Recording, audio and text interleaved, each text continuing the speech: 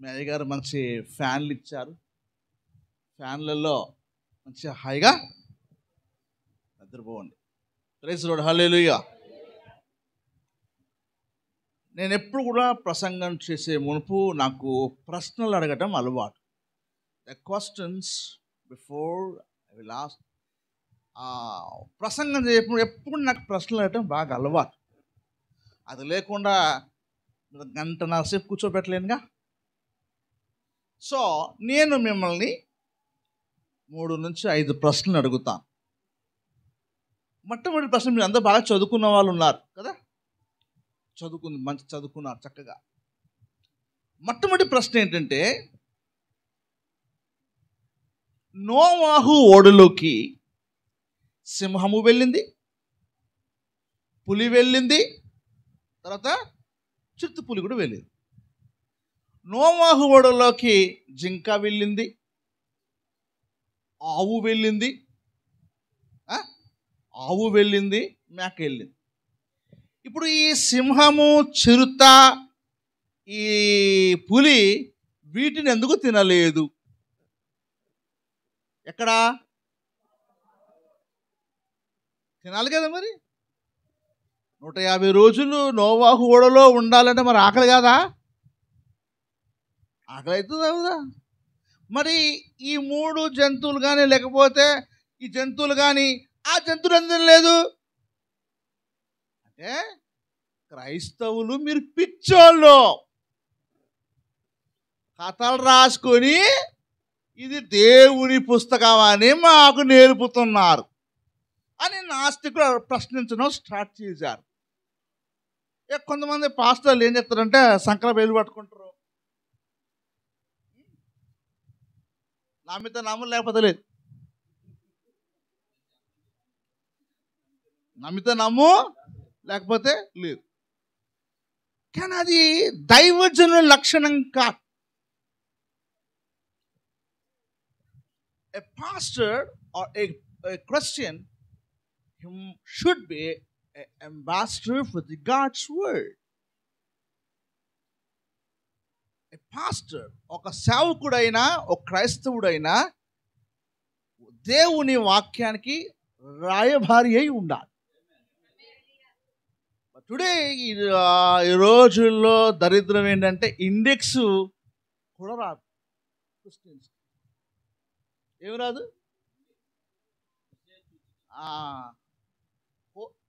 దానియేలు తర్వాత ఏ వస్తా చెప్పండి. లెక్క పెట్టుకుంటారు. దానియేలు అయ్యగారు ప్రశ్న టెస్ట్ చేస్తున్నాడు. దానియేలు తర్వాత ఏమవుతుంది? చూసి చెప్తురా, చూసి ఇప్పటిదాకా చూసి దానితో ఏముందని చూసి చెప్తారా? ఇట్లుంటుంది క్రిస్టియన్ అంటే. ఇంతే మరిగా పరిస్థితి ఇట్లా ఉందిగా, ఏం చేయాలో అర్థం కాదు. మళ్ళా మేము పరలోకం పోతాం, మేము ఎత్తబడతాం. ఓ అమ్మ తెల్లటే ఆదివారం తెల్ల బట్టలు తిరుగుతుంటారుగా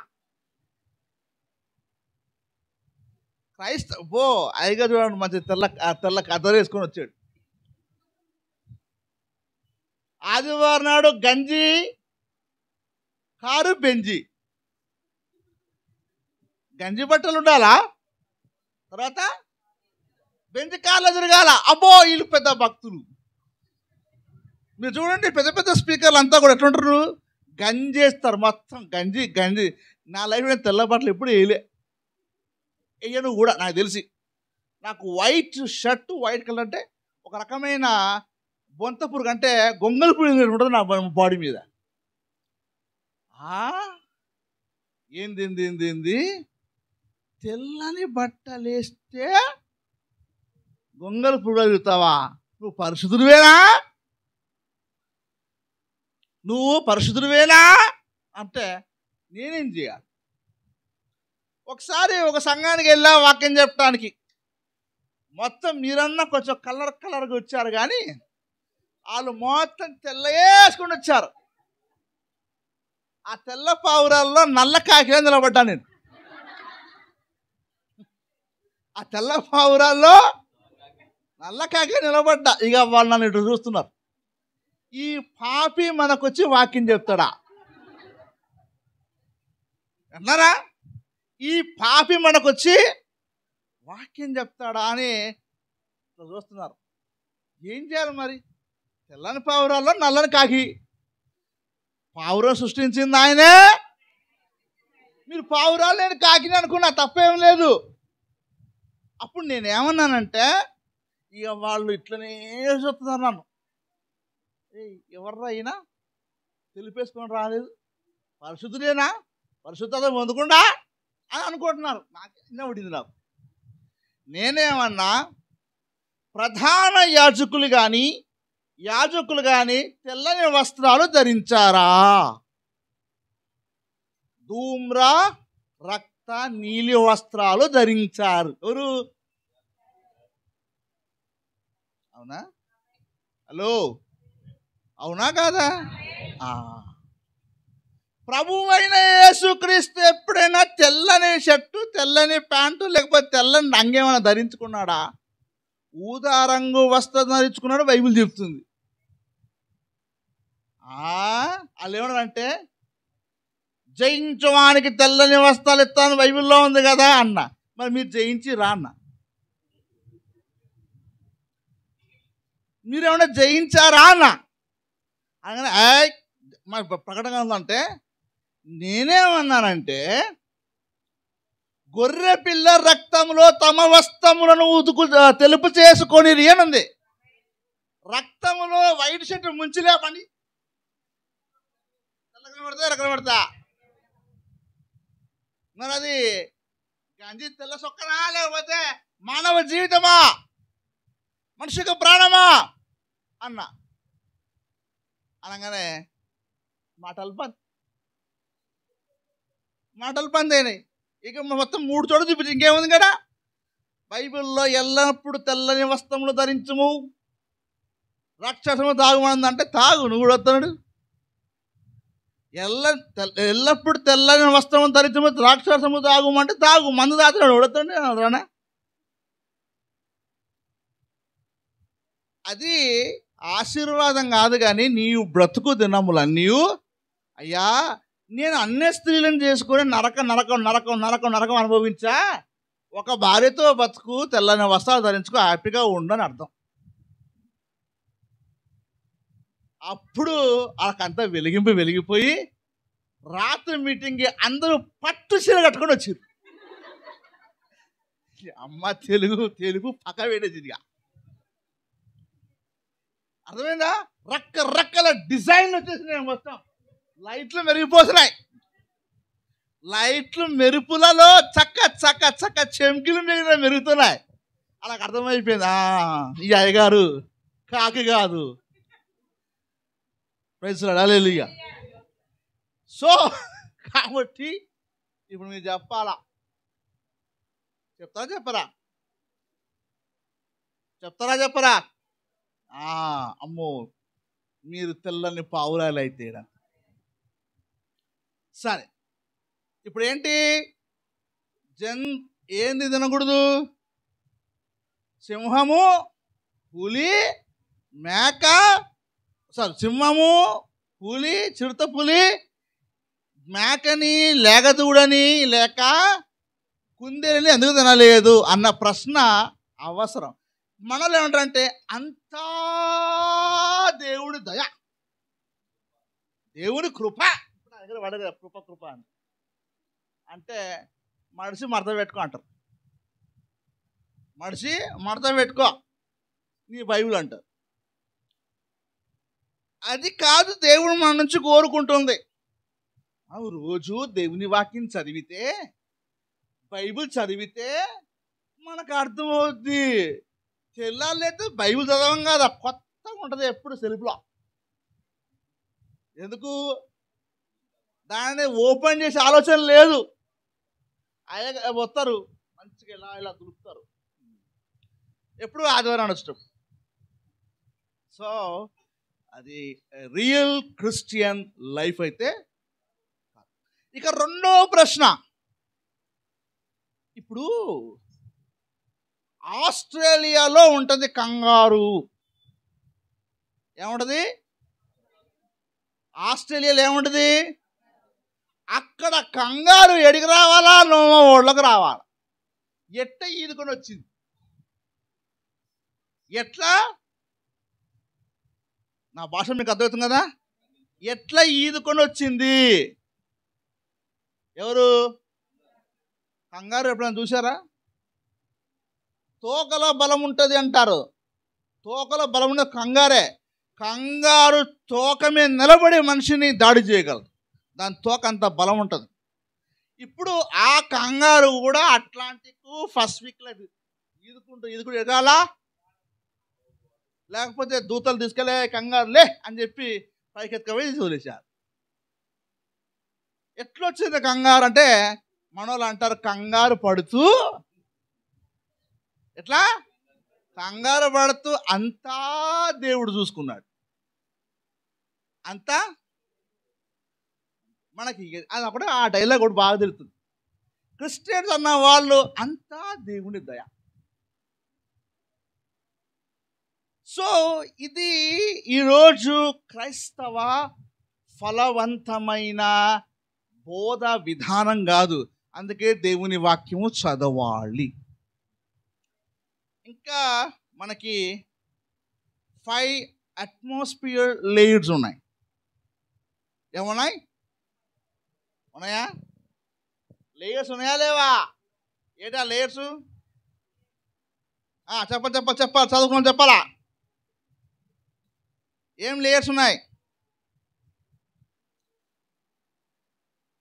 10th దాకా చదువుకున్న వాళ్ళు చేతులెత్తండి. 10th దాకా చదువుకున్న వాళ్ళు. 10 దాకా చదువుకున్న వాళ్ళు చేతులెత్తండి. 10 కంటే ఎక్కువ చదువుకున్నా లేకపోతే 10 చదివినా బో అందరూ బాగానే ఎత్తురు. ఇప్పుడు అడుగుతారేమని బాధ. ఈ నల్లకాకి ఏం అడుగుతుందని బాధ మీది. నాకంటే చాలా మంది తెల్లగానే ఉన్నారు. అంతా ఎట్లున్నారు మీరు? నాకంటే తెల్లగా ఉన్నారు. 5 లేయర్స్ ఉంటాయి. ఏంటంటే మొదటి 10 కిలోమీటర్లు ఉన్న దాన్ని ఏమంటారు? ట్రోపోస్ఫియర్ అంటారు. ఆడ వర్షము మబ్బులు అవన్నీ వస్తాయి. ఆ తర్వాత స్ట్రాటోస్ఫియర్ అంటే అక్కడే మన విమానాలు తిరుగుతుంటాయి.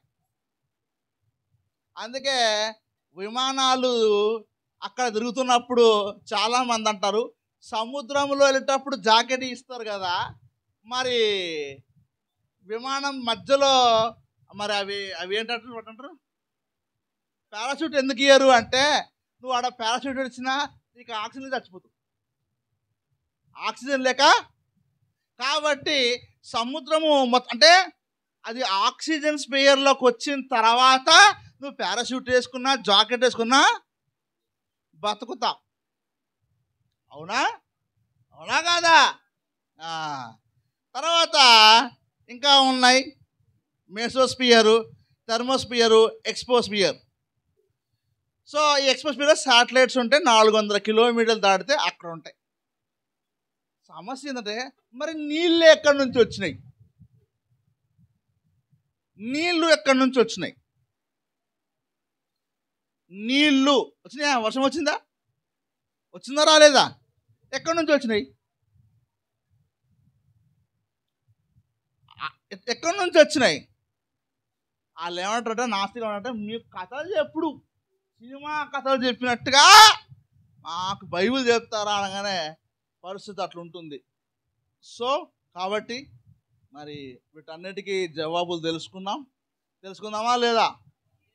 లేకపోతే నల్ల కాకి నువ్వు మాకేం చెప్పేది అనుకుంటురా? చెప్పండి, తెలుసుకుందాం. దేవుడు మిమ్మల్ని దీవించి ఆశీర్వదించునుగాక.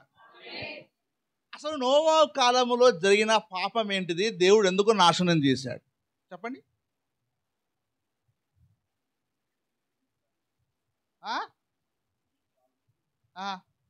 తప్పే ఉంది. ఏం పాపాలు? తిని తాగడం పాపమా? అచ్చా, విగ్రహారాధన అప్పుడు ఏడుంది? విగ్రహారాధన కూర్చుని నుంచే కదా ప్రారంభమైంది.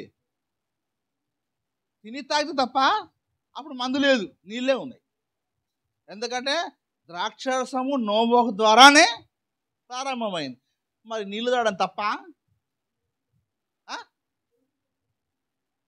నాకు కొంచెం చెవుడు ఇది. ఇది తినటం తప్ప, తాగటం తప్ప, పెళ్లి చేసుకోవడం తప్ప, పెళ్లికి ఏర్పడటం తప్ప, ఇల్లు కట్టుకోవడం తప్ప, ఏం తప్పు చేశారని దేవుడు వారిని నాశనం చేశాడు. హల్లెలూయా. ఓ మంచి సిగ్నల్లోనే లైన్లోనే ఉన్నారు. చెప్పండి, ఏం తప్పు చేశారు నోవా కాలంలో ప్రజలు?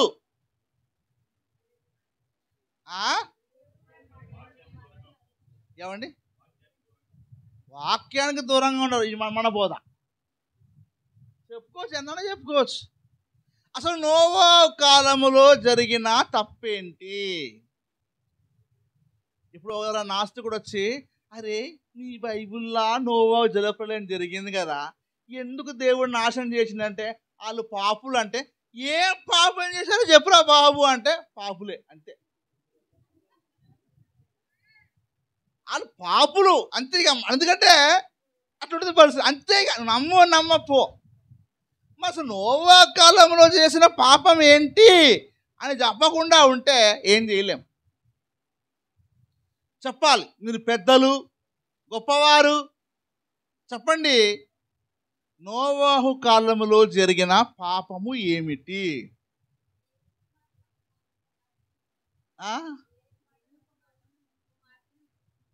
తప్పేముంది? పెళ్లి చేసుకుంటా వ్యభిచారం చేయలేగా, పెళ్ళిలే చేసుకున్నారు వాళ్ళు. ఎప్పుడు మరి సొలొమోను గారు 1000 పెళ్ళిళ్ళు చేసుకోలే? 1000 మంది భార్యలు లేరా? తప్పేముంది? పెళ్ళి ఇప్పుడు అన్యురాలైతే ఏంది, ఎవరైతే పెళ్ళి అయితే చేసుకున్నారుగా. చెప్పండి. అమ్మాయి నల్ల కాకితే తలకాయ నొప్పి ఉంది అనుకుంటారా? అవునా? వీటితో పెద్ద పంచాయతీలే ఉంది మా పరిస్థితి అనుకుంటున్నారా? చెప్తున్నారు. ఇక అయ్యగారు చెప్తారు, నెక్స్ట్ టైం ఇన్ని అసలు ఇంట్లో కూడా రానియక్కర్రి, ఇది ఇంట్లో కూడా రానియక్కర్రి. అమ్మాయిడు చూడు ఎంత బద్మాసిగాడు అనుకుంటున్నారు. అవునా కాదా? లోపల నుంచి రానియండి మాట ఎక్కడి నుంచి రానియాలా? వస్తుందా లోపల నుంచి? ఇక మళ్ళీ అయ్యగారు రానియకండి, ఈడొస్తే మమ్మల్ని ప్రశ్న ఎత్తారు. ఒకసారి వైజాగ్లో వాక్యం చెప్పడానికి వెళ్తే ఉపవాస కూడికలకు ప్రశాంత్ జోబ్ శాస్త్రి గారు వస్తున్నారు అనగానే చచ్చిపోయినాం. ఏమంటున్నారు వాళ్ళు? ఆ అయ్యగారు ఫోన్ చేస్తున్నారు, అయ్యగారు మీ పేరు చెప్తేనే కలలో భయపడిపోతున్నారని మా వాళ్ళని. ప్రైజ్ లార్డ్, హల్లెలూయా. కానీ మీరు కలలో భయపడరు, మీరు నాకంటే ధైర్యవంతులు. సో కాబట్టి లెట్ us రీడ్, దేవుని వాక్యం చదువుకుందాం. ఎందుకు కారణాలు ఏంటిదో తెలుసుకుందాం. ఇంతగా పాపాలు ఏం చేశారని చెప్పలేదు, విగ్రహార్థం చేశారని ఆయన అయ్యగారు అన్నారు, బ్రదర్ గారు దేవుని ఆజ్ఞకు లోబడ్డారన్నారు. ఇదంతా మనం చెప్పుకోవడానికి బాగుంటుంది, కానీ చూపించటానికి బాగు. ఏం పాపం చేశారంటే చేశారు అంతే, మాకు అనవసరం. తర్వాత ఆదికాండము 6వ అధ్యాయం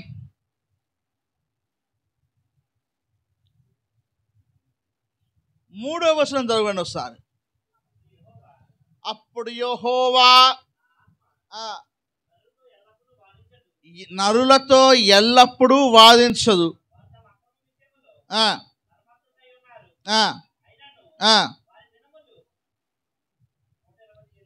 6వ వచనం చదవండి బ్రదర్. 6వ వచనం. తాను భూమి మీద నరులను చేసినందుకు యెహోవా సంతాపము నొంది. అది దేవుడు ఎందుకు నొచ్చుకున్నాడు? దేవుణ్ణి నొచ్చుకునేలాగా వాళ్ళు జీవించారు. అర్థమవుతుందా? దేవుడు వీరిని ఎందుకు చేశాను రా,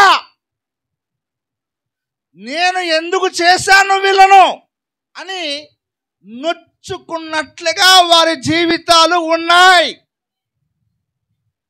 అదే ఈరోజు కూడా నిన్ను చేసినందుకు, నిన్ను సృష్టించినందుకు, నీవు దేవుని ఆజ్ఞల ప్రకారము నీ జీవితం లేకపోతే నిన్ను చేసినందుకు కూడా నొచ్చుకుంటాడు. జాగ్రత్త. అందుకే బైబిల్లో రాయబడింది, మీరు పరిశుద్ధాత్మను దుఃఖపరచకుడి. ఆయన ఏడిస్తే మీరు లైఫ్ లాంగ్ ఏడవాల్సి వస్తుంది. ఎక్కడా? నరకంలో. మీకు జోక్ చెప్పనా? నరకం గురించిన కొన్ని వాస్తవాలు ఉన్నాయి. ఆ జోక్ చెప్పనా? సపోజు నేను ఏడుస్తున్నా అనుకోండి ఈ భూమి మీద, అయ్యగారు వచ్చి బ్రదర్ గారు ఏడవకండి ఏడవకండి అంటారు. ఏడవకండి ఏడవకండి అంటారు. ఎవరు? అయ్యగారు వస్తారు, అయ్యగారితో పాటు ఇంకా 10 మందితో నన్ను ఆదరిస్తారు. నరకంలో నేను ఏడుతున్నాను అనుకోండి, నన్ను ఎవడు ఆదరించదు. ఎందుకంటే ఎవడి బాధ వాడు ఏడుతుడా.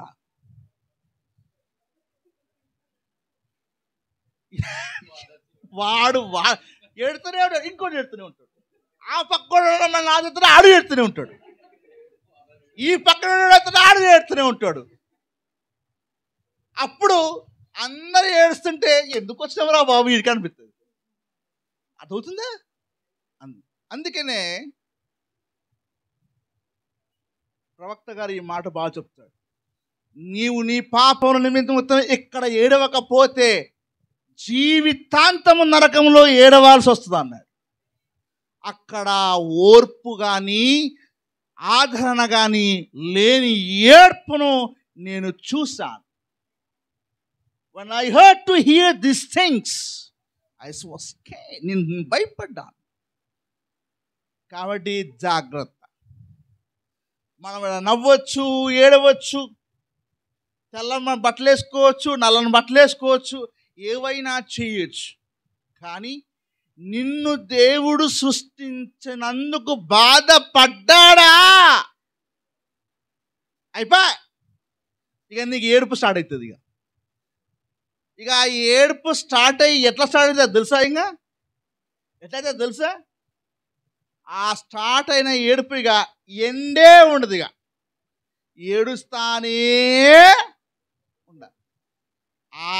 అన్ని సంవత్సరాలు, అన్ని లక్షల సంవత్సరాలు ఏడ్చే కంటే ఒక 40, 50, 60 సంవత్సరాలు ఇక్కడ ఏడిస్తే సరిపోద్దిగా. సరిపోద్దా లేదా? ఏడ్చి నీ పాపాన్ని ఒప్పుకుంటే సరిపోద్ది. 1,00,000 సంవత్సరాలు ఏడవలసిన పని లేదు. ఇది సులువా? అది సులువా?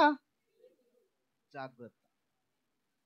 దేవుడు సృష్టించాడు కాబట్టి ఆయన ఏడవకుండా మన ప్రవర్తన నిన్ను సృష్టించినందుకు నీ సృష్టికర్త సంతోషించున్నట్లుగా ప్రవర్తన కలిగి ఉండుదము గాక. హల్లెలూయా. ఈ కాకి అర్థనే ఉంటుంది అనుకుంటున్నాను కదా. సో ఓకే, ఇప్పుడు నేను ఎక్కడ దాకా చాగలేదు చెప్పండి. ఏమన్నాను? భూమి మీద ఏడవాల. దానికి ముందు ఏం చెప్పాను నోవా గురించి?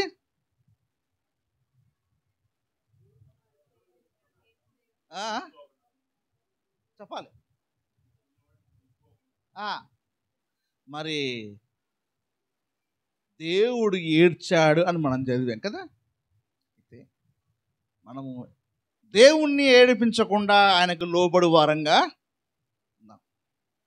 రీసెంట్లీగా ఒక పాప ఒక దగ్గర, ఒక కాలేజీలో ఒక దగ్గర వాక్యం చెప్పడానికి వెళ్ళినప్పుడు ఆ పాప ఆలోచిస్తుంది, సార్ దేవునికి కొంచెం పిచ్చి ఉన్నట్టు. ఏముందట దేవునికి? ఏముంది? దేవునికి పిచ్చుందా, నీకు పిచ్చుందా? దేవునికి కొంచెం పిచ్చుందట.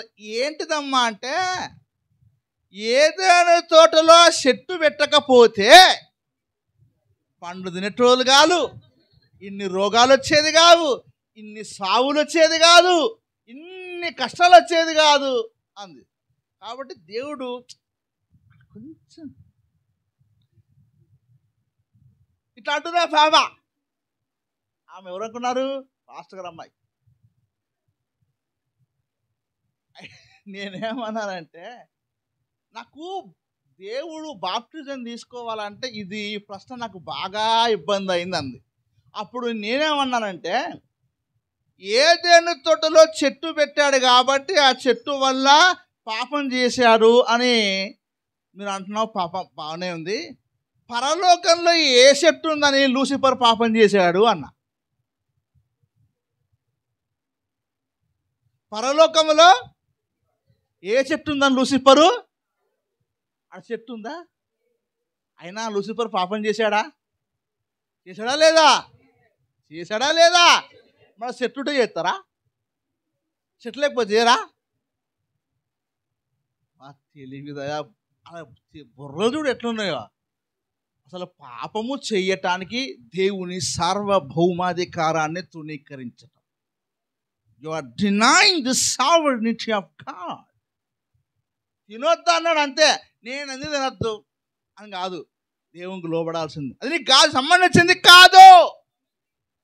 నువ్వు మారు మనసు పొంది బాప్టిజం తీసుకో అని బైబిల్లో చెప్పబడింది. నీటిలో ముడితే పాపలు పోతాయి అంటే నీకు అనవసరం, మునుగు అంతే. దేవుని మాటకు లోబడాల్సిందే. అది పాపము చేయకుండా కాపాడుతుంది నిన్ను. కానీ అట్లెట్లా ఇట్లెట్లా అంటే నరకంలో ఏడుస్తుంటే తెలుస్తుంది. నరకంలో ఏడుస్తూ ఉంటే తెలుస్తుంటుంది. ఏంది? అయ్యో ఆ రోజు వినకపోతే అని.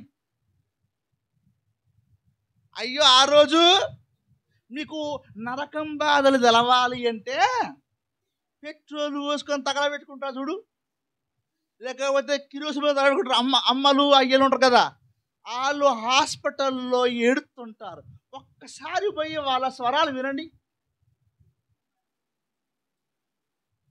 అప్పుడు ఆ స్వరాలు వింటుంటే దెబ్బగా నరకం గుర్తు రావాలి. మీకు నరకం లేదంటే అడిగి పోయి ఒకసారి చూడండి. వాళ్ళు ఏడుతూ అసలు అది ఏడుపు కాదు, నవ్వు కాదు, ఏందో భయం అవుతుంది. అర్థమవుతుందా? చచ్చిపోక మునిపే అంత భయంకరంగా ఏడుస్తుంటే నరకంలో ఎంత భయంకరంగా ఏడవాల్సి వస్తుంది. జాగ్రత్త, దేవుణ్ణి ఏడిపియకండి. దేవుని అస్సలు ఏడిపియకుర్రి. దేవుడు ఏడ్చిండా ఇక నీ జీవితాంతం బతుకు ఏడిపే. Be careful about God's word. ఆయన సంతోషపెట్టు జీవితం మనలో. కాబట్టి మనము ఈరోజు కొన్ని విషయాలు చదువుతాం. నోట్స్ పెన్ ఉంటే రాసుకోండి. You might right down. Hebrew పత్రిక 11వ అధ్యాయము. హెబ్రీ పత్రిక 11వ అధ్యాయం 7వ వచనం చదువుదాం. విశ్వాసమును బట్టి నోవాహు అది వరకు చూడని సంగతులను గూర్చి దేవుని చేత హెచ్చరింపబడి భయభక్తులు గలవాడై. ఒకసారి ఎవరైనా king James version English Bible ఉందా? ఒకసారి చదవను ఒకసారి ఇంగ్లీష్లో.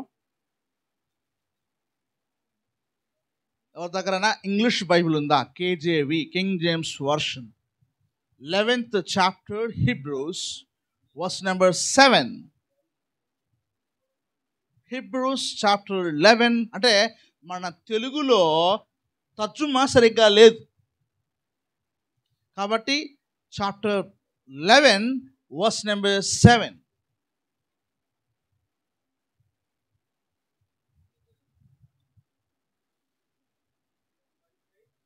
By faith నోవా ఏమనుంది? Be warned by God. ఏమంటున్నాడు?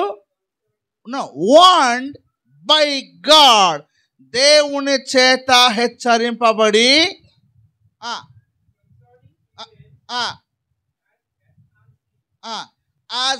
అన్సీన్ అంటే అది వరకు చూడని సంగతులు. ఏం రెవరెండ్? అది కింగ్ జేమ్స్ వర్షన్ కాదు, ESV, అది KJV కాదు. ఇంగ్లీష్లో ఏమంటే ఇమ్మూవ్డ్ విత్ ద ఫియర్ అని ఉంటుంది.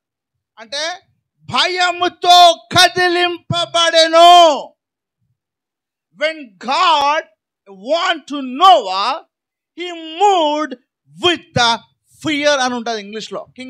మీరు తెలుగు బైబిల్లో బీ తెలుగు అని కొట్టుకోండి, డౌన్లోడ్ చేయండి. అక్కడ ఫోన్లో చూడండి బీ తెలుగులో ఏమంటే he moved with the fear. ఆయన భయముతో కదిలింపబడెను. అంటే దేవుడు ఆజ్ఞాపించినప్పుడు, దేవుడు హెచ్చరిక చేసినప్పుడు మనము భయముతో మన జీవితాన్ని కదిలించుకుందాం. Praise the Lord. Hallelujah, hallelujah. నోవాహు ఏమని ప్రకటించాడు? ఓడలోకి రండి అని ప్రకటించాడా? నోవాహు ఓడలోనికి రండి రండి రండి అని ప్రకటించాడా? ప్రకటించాడా? హలో హలో అని చెప్పండి. హలో, హల్లెలూయా. ఒక దైవజనుడు చెప్తాడు, దేవదూతలను చూడాలంటే సంఘములో ఉన్న క్రైస్తవులను చూడాలట, దయ్యాలను చూడాలంటే అదే క్రైస్తవ ఇళ్లలో చూడాలట.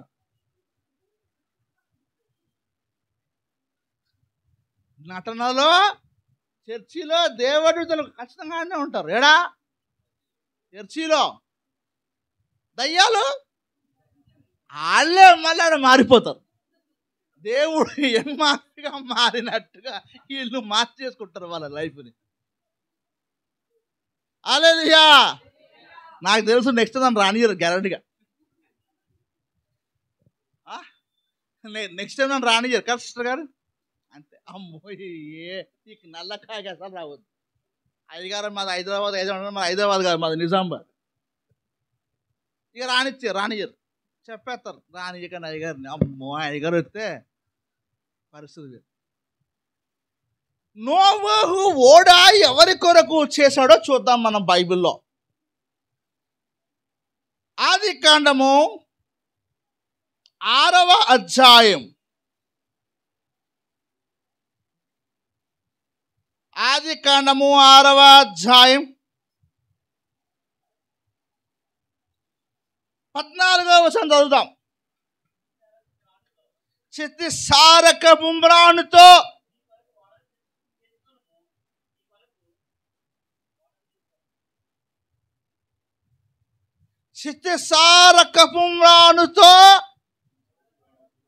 ఎవరి కొరికి? మరి ఏమో నోవాహు అంటాడు, అయ్యయ్య రండి రండి రండి రండి మీకు ఒక నేను ఓడని తయారు చేసిన అందరు అందులో వెళ్ళిపోనా అన్నాడా?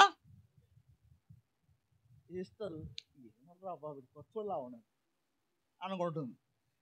నీ కొరకు ఓడను సిద్ధము చేసుకొనుము. కానీ చాలా మంది క్రైస్తవులు రక్షణనే ఓడావు దుగ్గు అన్న వదనేవుడిగా. కానీ బైబిల్ అలా లేదు. నోవాహు నీ కొరకు చేసుకో అని బైబిల్ రాయబడింది. అందరూ వచ్చాను భోజనాలకు పెళ్లి భోజనాలు పిలిచాడు అంటున్నారు అందరు. వాక్యం సరిగ్గా చదవట్లేదండి క్రైస్తవులు. ఇష్టం వచ్చినట్టు అంటే అదేంటంటే తింగడి తిరణాలంటే ఎర్రోలు ఎడబడ్డట్టుగా ఆడ తిన్నా అన్నది ఎవరు? తింగడిది ఏడ అంగడు పిచ్చు అయిపోయి ఆడ తిరణాలు లేవు, పిచ్చు అది అట్లుంది.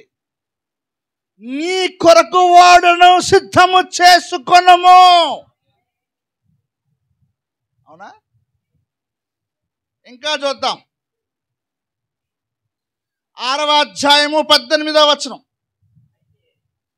నేనే మీ బైబుల్ ముద్రించి ఇవ్వలేగా, నేనే ముద్రించి ఇవ్వలేదు కదా. 6:18 చదవండి. అయితే నీవును నీతో కూడా నీ కుమారులను అంతేగాని చుట్టాలను బాబాయ్ తాతను అక్కని చెల్లినమాడా. అసలు వాక్యం ఏం చదువుతున్నారు రా బాబు, నాకు అసలు బైబిల్ ఏం చదువుతున్నా అర్థమవుతుంది. బైబిల్లో దేవుడు ఏమంటున్నాడు, నోతో నీతోను నీ భార్యను నీ కుమారులను నీ కోడండ్రను అన్నాడా. ఇప్పుడు ఆ ఓడల్లోకి రమ్మని నోవహు చెప్పిండటవా, రండి రండి అని చెప్పాడా? సిస్టర్ గారు చెప్పాడా లేదా? నెక్స్ట్ ఇంకో రెఫరెన్స్ కూడా చూద్దాం. 6వ అధ్యాయము 19-20 వచనాలు. నీతో కూడా వాటిని బ్రతికించి ఉంచుకొనున్నట్లు సమస్త జీవులలో అనగా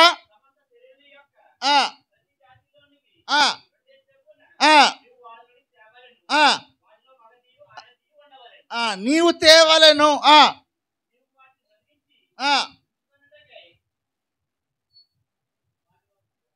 చదవండి బ్రదర్ గారు.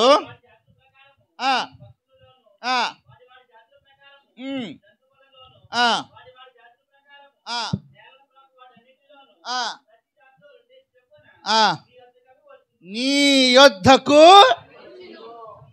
అంటే ఇప్పుడు ఆ ఓడ ఎవరి కొరకి?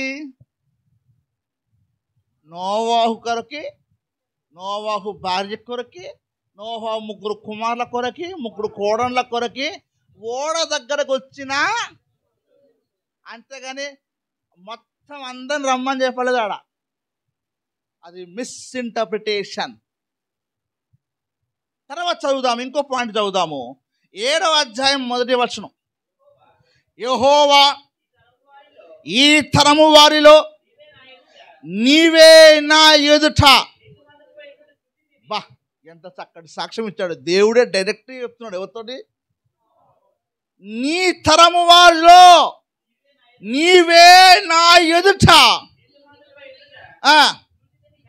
దేవుడు చూశాడండి, నోవాహు నీతిమంతుడై ఉండడం ఎవరు చూశారు? దేవుడు ఎలా చూస్తాడండి? పక్షపాతము లేకుండా చూచు దేవుడు.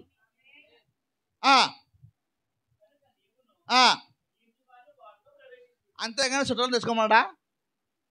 తెచ్చుకోమన్నాడు చుట్టాలని. నేను కూడా చాలాసార్లు ఓడనే రక్షణలోకి రండి అంటే బైబిల్ చదువుతున్నా నాకు అనిపించింది, ఏం చదువుతుంటా బైబిల్ నిజమేనా నాకు అనిపించింది. వాక్యము చదువుతుంటే అసలు విషయం నాకు అర్థమైంది. ఓడ ఎవరి కొరికి? నోవాహు కుటుంబం కొరకు మాత్రం. మరి ఆయన సువార్త ప్రకటించిందా లేదా? ఎక్కడ చూపించు బైబిల్లో, ఎక్కడ చూపించు. ఆడుంది ఏంటమ్మా ఇప్పటిదాకా గట్టిగా మాట్లాడినావు, ఇప్పుడు మాట్లాడుతుంటే నాకు చెవులు వినబడతలేదు. నిక్కి చూసినా కానీ ఆ సిస్టర్ గారు వినబడతలేదు, కేవలం ఆ పళ్ళు కనబడుతున్నాయి అంతే. సిస్టర్ గారు చెప్పండి, నోవా సువార్త ఎడ చెప్పాడు? ఎవరికి చెప్పాడు?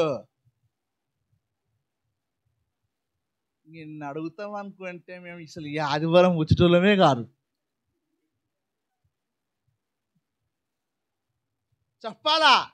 నోవా సువార్త ప్రకటించాడా? ఓట్లకు 2 అని ప్రకటించాడా? చెప్పండి, ప్రకటించాడా లేదా? వెతుకుతా ఉన్నారు. వెతకండి. రెఫరెన్స్ ఇమ్మంటారా? 1 పేతురు పత్రిక 3వ అధ్యాయము 18-21, 2వ పేతురు పత్రిక 2వ అధ్యాయము 5వ వచనము. వెతకండి, వెతిక చెప్పండి. ఆ తర్వాత సార్ వెతకండి, సువార్త ప్రకటించడం పెట్టాడని వెతకమని అంటున్నాను. మత్తయి సువార్త చెప్పమంటారా రెఫరెన్స్లు? మొత్తం అందులో వెతికేసి చూడండి. యాడ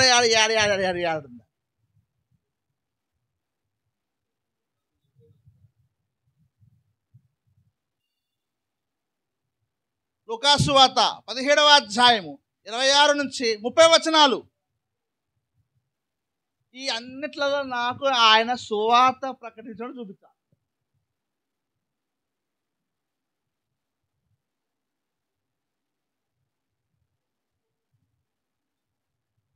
సరేలేండి, మనకు టైం అయిపోతుంది కానీ సరే. వాళ్ళు ఏం పాపాలు చేశారంటే దానికి ఆన్సర్ చేయలే. వాళ్ళు చేసిన పాపం ఏంటంటే భక్తిహీనులు. వాళ్ళు దే ఆర్ విక్డ్ పీపుల్. 2 పేతురు రాసిన పత్రిక 2వ అధ్యాయము 5వ వచనం చదువుదాం. మరియు పూర్వకాలమందున్న లోకమును విడిచిపెట్టక, అది వాళ్ళు పెళ్లి చేసుకోవడం తప్పు కాదు, పెళ్లికి ఇవ్వబడటం తప్పు కాదు, తినటం తప్పు కాదు, తాగటం తప్పు కాదు, ఇల్లు కట్టుకోవడం కూడా తప్పు కాదు. కానీ వారు భక్తిహీనుల గురించి బైబిల్లో ఎన్ని వచనాలు ఉన్నాయో అన్ని వచనాలు వాళ్ళు ఉన్నాయి. అంతే కదా? భక్తిహీనులు వాళ్ళు. ఆ భక్తిహీనుల మీదికి జల ప్రళయము రప్పించినప్పుడు నీతిని ప్రకటించిన, అది ఆయన ఏం ప్రకటించాడు? నీతిని ప్రకటించాడు. నీతి ఎందుకంటే నోవాహు నీతిమంతుడు. హల్లెలూయా. నోవాహు ఎవరు? నోవాహు నీతిమంతుడు. ఆయన జీవితము దేవునికి యోగ్యమైనదిగా ఉంది. అలా దేవునికి యోగ్యంగా బ్రతకండి అంటూ ప్రకటించాడు నోవాహు. అంతేగాని ఓడలోకి రండని మాత్రమే ప్రకటించాలి. మీరు నీతిగా బ్రతకండి, దేవుని స్వరూపంలో చేయబడ్డావు, దేవుని పోలికలో చేయబడ్డావు, దేవునికి విధేయత కలిగి జీవించు, నీ పాపమును నీ భక్తిహీనతను విడిచిపెట్టుమని నోవాహు ఆ రోజు ప్రకటించాడు. ఆయన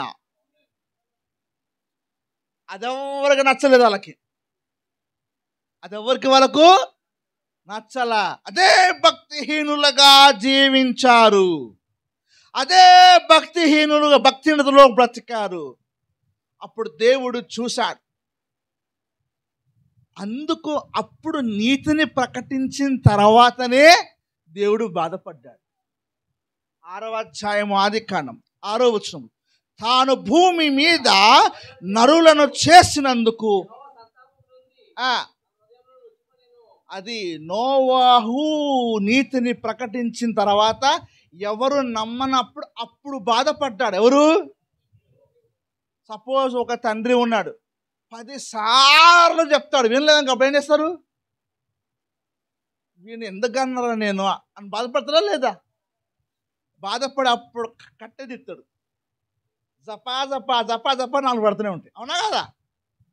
పడితే పడవా చెప్పండి. ఫస్ట్ 10 సార్లు చెప్తాను, కొడక అట్లా చేయకు, ఇట్లా చేయి, అట్లా చేయ. తర్వాత అప్పుడు అంటే బాధపడి, అవునా కదా? అలానే నీతిని ప్రకటించిన నోవాహు మాటకి వారు లోపడలేదు. ఎంతకాలం ప్రకటించాడో తెలీదు. 120 అంటారు కానీ నాకు బైబిల్ ఎక్కడ కనిపించలేదు. ఎందుకు కనిపించలేదు అనడానికి నాకున్న రీసెర్చ్ వేరు కాబట్టి ఇది ఎప్పుడు చెప్పం. కానీ మొత్తం మీద అయితే ప్రకటించాడు.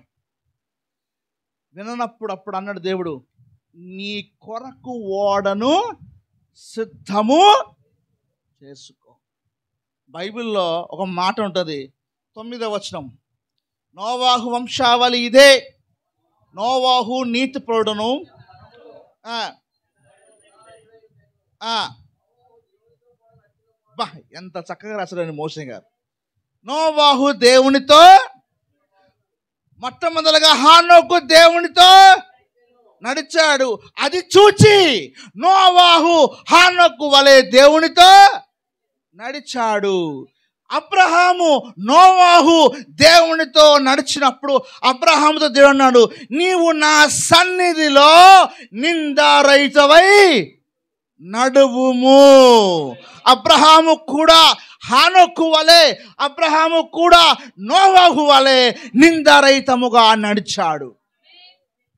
ఇస్సాకు యాకోబులు కూడా వారి పితరుల వలె దేవునితో నడిచారు. దేవుడు మోషేగా చెప్తాడు ఇశ్రాయేలుతో, ఇదిగో మీరు ఈ ఆజ్ఞలు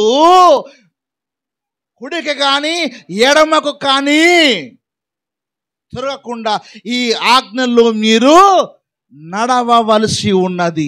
యెహోషువతో కూడా అన్నాడు, నడవవలసి ఉన్నది. అలా ఒక భక్తుడు దేవునితో నడిచిన తర్వాత వచ్చే తరము ఆ భక్తుని చూసి దేవునితో నడిచారు.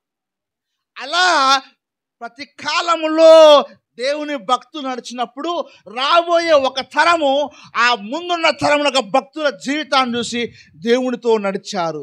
ఇప్పుడు రేపు రాబోయే తరము నీ జీవితాన్ని చూసి, నీ భక్తిని చూసి దేవునితో నడవాలి. అర్థమవుతుందా? అవునా? నువ్వు కూడా దేవునితో నడిచిన, ఒకవేళ హానోకు నడవకపోతే నోవా నడిచేటోడు కాదు, నోవా నడవకపోతే అబ్రహాం నడిచేటోడు కాదు, అబ్రహాం నడవకపోతే ఇస్సాకు నడిచేవాడు కాదు, ఇస్సాకు నడవకపోతే ఇస్సాకు నడిచేవాడు కాదు, ఇస్సాకు నడవకపోతే మన భక్తులు నడిచేవాళ్ళు కాదు. వాళ్ళందరూ నడవటానికి వారికి ముందున్న భక్తులు దేవునితో నడిచారు. ఈరోజు నీ తరంలో ఉన్న నెక్స్ట్ వచ్చే తరము దేవునితో నడవాలంటే నువ్వు ఇప్పుడు ఈరోజు నీ జీవితంలో దేవునితో నడుచు వ్యక్తివై ఉండాలి, నడుచు వ్యక్తివై ఉండాలి, నడుచు దానవై ఉండాలి. తల్లిదండ్రులు దేవునితో నడిస్తే పిల్లలు దేవునితో నడుస్తారు. తల్లిదండ్రులు దేవునితో నడిస్తే పిల్లలు దేవునితో నడుస్తారు. కానీ చాలామంది పిల్లలు అరే హోంవర్క్ చేసుకోరా అని చెప్పి వీళ్ళు సినిమాలు చూస్తుంటారు, టీవీలో లేదా ఫోన్లో ఏదో చూస్తుంటారు. ఆడికి ఆ సౌండ్ పెడుతుంటుంది, చదువు డిస్టర్బ్ అవుతుంది. మళ్ళా తల్లిదండ్రులు అంటారు, మా కొడుకు చదవలేదండి. నీ తప్పు కాదు, అది నీ తప్పు కాదా? నీ తప్పు కాదా? నీ తప్పు కాదా? చెప్పండి. నీ తప్పే, నీ తప్పే. అర్థమవుతుందా మీకు ఏం చెప్పింది? వాళ్ళు మాత్రం తలుపే గదిలే తలం వేసి చదువుకోరా అంటారు. వీళ్ళేమో ఫోన్లల్లో టీవీలలో చూసుకుంటూ ఎంజాయ్ చేస్తుంటారు. మా చదివే టైం అయిపోయింది కదా. వాళ్ళకు మాదిరిగా ఉండునట్లుగా నువ్వు బైబిల్ చదువు, వాళ్ళకు మాదిరిగా ఉన్నట్లుగా దేవుని పుస్తకాలు చదువు. అప్పుడు నిన్ను చూచి నీ పిల్లలు వాళ్ళు చదువుల యందును దేవుని వాక్యం అందును వాళ్ళు ఎదుగుతారు. ఒక చక్కటి మాట బైబిల్లో మనకు కనపడుతుంది. మోషే దగ్గరికి వచ్చినప్పుడు ఆ ఫరో కుమార్తె అంటది, వీడిని నా కొరకు పాలిచ్చి పెంచుము, నా కొరకు పాలిచ్చి పెంచుము, నేను నీకు జీతము ఇచ్చేదను. సొంత కుమారుని ఫరో కుమార్తె కొరకు పెంచితే ఫరో కుమార్తె జీతం ఇచ్చిందే, మనము మన పిల్లలని దేవుని కొరకు పెంచితే దేవుడు మనకు జీతం ఇవ్వడా? ఇస్తాడా? ఇవ్వడా? కానీ మరి ఈరోజు ఎంతమంది తల్లిదండ్రులు తమ పిల్లలను దేవుని కొరకు పెంచుతున్నారు? లేదు. జోబులో ఉంటుంది, నాన్న 5 రూపాయలు ఇవ్వంటే చిల్లర లేదురా, పైసా చిల్లర ఉంటుంది. ఓహో, ఉన్నా లేదని అబద్ధం చెప్తున్నా. అట్లా కాదు, నీకు ఇయ్యను అనాలా. ఏమనాలా? కొడుకు తప్పు చేశాడు, ఒక దెబ్బ కొట్టాలి. అబద్ధం చెప్తే 10 దెబ్బలు కొట్టాలి. అర్థమైందా మీరు చెప్పేది? ఒక తప్పు చేశాడు, నాయన తప్పు చేసిన అంటే ఒక దెబ్బ కొట్టి వదిలేసేయాలి. ఆ తప్పును వాడు కవర్ చేస్తున్నాడు అంటే ఒప్పుకునేదాకా అంతే ఉండాలి. అప్పుడు పిల్లలని మీకు అబద్ధం చెప్తే నన్ను అడగండి. ఇక అర్థమవుతుందా? పిల్లలు అబద్ధం చెప్తే అదే సైకాలజికల్గా మేము చాలా మందిని కౌన్సిలింగ్ చేసినప్పుడు పిల్లలు తల్లిదండ్రులకు 95% అబద్ధాలే చెప్తారు. మీరు భక్తులే, మీ పిల్లలు మంచోళ్ళు అనుకోకండి, మీరు మంచోళ్ళు అనుకోకండి, వాళ్ళు పచ్చబదిక్కులు. రేపు నా పిల్లలు కూడా అంతే తయారు, నేను కట్టలేకపోతే తప్పు చేస్తే ఒక దెబ్బ కొట్టాలా. ఆడు అగారు అబద్ధం చెప్పింటా ఎగిరెగిరి అన్నాల.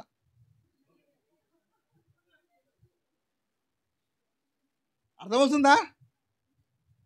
ఎగిరెగిరి తన్నీరు అనుకో, వాడు అంటాడు తప్పు చేస్తే మన ఆయన ఒకటి దెబ్బ కొడతాడు. అదే నేను అబద్ధం చెప్పినా ఎగిరెగిరి అంటున్నాడు. నిజం. నేను తల్లిదండ్రులకు ఎలా ఉండాలి, పిల్లలు ఎలా ఉండాలని కౌన్సిలింగ్ చేస్తున్నప్పుడు వాళ్ళ అమ్మ నాన్న అనుకున్నారు, అయ్య గారు మాకు అర్థమైంది, మా తప్పులు ఏందా అన్నారు. ఒకసారి ఒక బాబు 100 రూపాయలు దొంగతనం చేశాడు. అరే లేవురా అంటే ఏమో డాడీ అన్నాడు. ఒక గంట సేపు మళ్ళీ డాడీ నాకు తెలియదు అన్నాడు. 3 గంటలతో అడిగాడు, తెలియదు అన్నాడు. తలిపేవేరా అన్నాడు. వేద తలిపేయంటే అలా బాగా తలిపేసింది. ఓ దెబ్బ కొట్టాడు. నేను చూడలేదు, తీయలే అన్నాడు. టప్పా టప్పా టప్పా టప్పా టప్పా పడుతున్నా ఉన్నాయి. అమ్మా నన్ను చంపుతున్నా నాయన అంటే సావు అనగానే నాయన కొడుతుంటే అమ్మ సపోర్ట్ చేయలే. తీసినా అన్నాడు. ఏమన్నాడు? తీసినా పైసలు తీసినా అన్నాడు. అప్పటిదాకా 30 దెబ్బలు పడ్డాయిగా. ఆ కొట్టినప్పుడు ఏదో ఒక దెబ్బ కొట్టినప్పుడే చెప్పాలిగా. వాడు నెక్స్ట్ టైము 300 రూపాయలు తీశాడు. తీస్తే ఏమైనా డబ్బులు ఏమైనా అంటే తీసినా అన్నాడు. 2 దెబ్బ కొట్టేసి వాటిలో దిగొద్దు అన్నాడు. ఆడప్పటి నుంచి అబద్ధం చెప్పడం మానేసిందట. అర్థమవుతుందా? పిల్లల్ని పెంచే టెక్నిక్ అది. పిల్లల్ని పెంచే దేవునిలో పెంచితే దేవుడు జీతం ఇస్తాడు. మన వాళ్ళు అలా పెంచరు. ఒక టీచరు గోడకు చేసిందనుకో, నా కొడుకును కొడతావా, నా కొడుకును కొడతాను అని తల్లిని పోయి పంచాయతీ చేస్తే ఆడికి బుద్ధి రాదు. ఆడే 18 సంవత్సరాలకు 15 సంవత్సరాలకు ఏ అమ్మాయిని రేపు చేస్తాడు, లేకపోతే రోడ్ల మీద ఏదో చేస్తాడు, చేసలా పెడతాడు. అప్పుడు తల్లిదండ్రులు తలెత్తుకు తిరుగుతుంటారు. తల్లిదండ్రులు పిల్లల్ని సరిగ్గా పెంచితే గిట్లు ఎందుకుంటాయి? ఇంకోటి తెలుసా, తల్లిదండ్రులు వెనకాల ఎవరు వచ్చారంటే బట్టగుండోడు వచ్చాడు నాయన, అదే బట్టతలుడు. ఎందుకు? ఆ తల్లిదండ్రులు బట్టగుండోడు అని మాట్లాడడం వల్ల పిల్లలు ఉన్నారు. ఎవరు వచ్చారంటే బట్టగుండోడు అని నాకు అర్థం.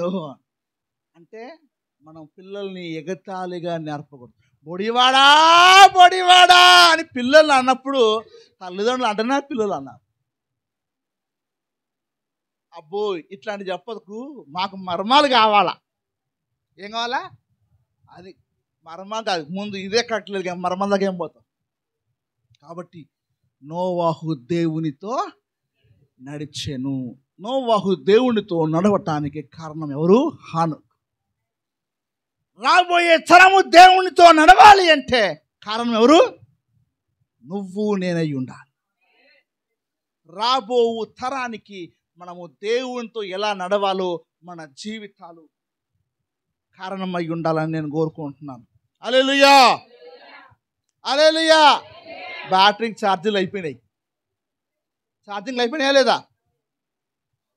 అవలేదా? మంచి ఛార్జింగ్లో బాగానే ఉన్నారు, అయితే గట్టిగానే ఉన్నారు, మంచి గట్టిగానే ఉన్నారు కదా. సో మనము ఇంకా ముందుకు వెళ్దామా, క్లోజ్ చేద్దామా? చెప్పండి, పర్లేదు చెప్పండి. ముందుకెళ్దామంటారా? ఓకే. అయితే బైబిల్లో వ్రాయబడింది, నోవాహు దేవునితో కూడా నడిచిన వాడు.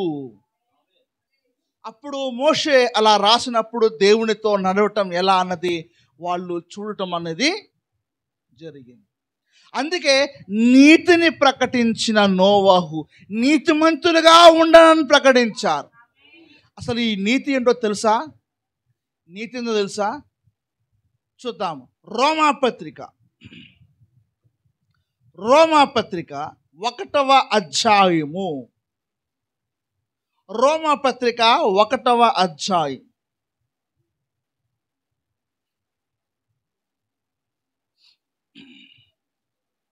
రోమపత్రిక 1వ అధ్యాయము 16-17 వచనాలు.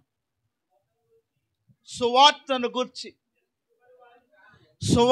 గూర్చి నేను సిగ్గుపడవాడను కాను. ఏలయనగా నమ్ము ప్రతి వానికి, మొదట యూదునికి గ్రీసు దేశస్థునికి కూడా రక్షణ కలుగజేయుటకు సువార్త అనేది రక్షించటానికి దేవుని యొక్క శక్తి అయి ఉన్నది. ఎందుకనగా నీతిమంతుడు విశ్వాసమూలముగా జీవించునని, విశ్వాసమూలముగా